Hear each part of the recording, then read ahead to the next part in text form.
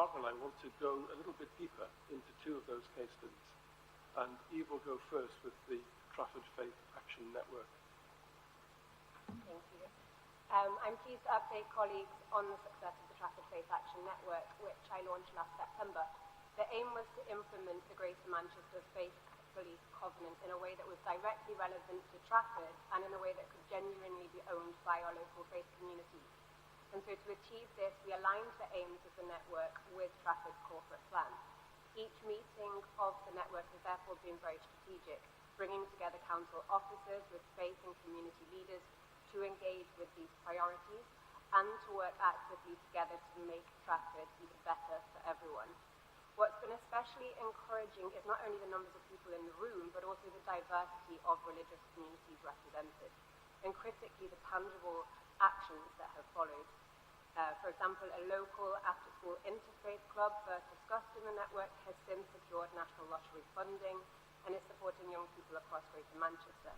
We've strengthened communication networks for community cohesion so that if something as awful as last year's riots happen again, our community safety team has a trusted network to turn to, offering reassurance and solidarity to all of Trafford's communities. In our first meeting, young people themselves spoke about the rise in hate crime and its impact on mental health.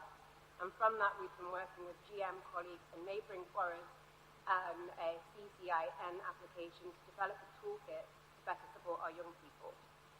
In our most recent meeting, the focus was on health, skills, and what it means to truly live well. And officers and members were able to learn about work that's already being done to address health inequality within faith communities, whilst also ensuring that faith groups are fully connected into borough-wide initiatives. And importantly, we also dedicated time in that meeting to community cohesion. It was great to see a packed room with the leader of the council and our chief exec, and arguably almost every faith group represented, all speaking about the importance of cohesion.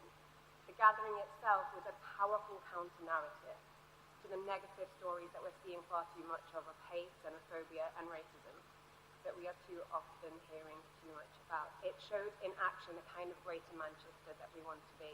So I'm hoping to see more of this. So the last time that Mayor Burnham came to us as a panel, we were talking particularly about that whole issue of community cohesion, because it was just after the unrest of 2024. And I think, Andy, you invited us to consider how we might mobilise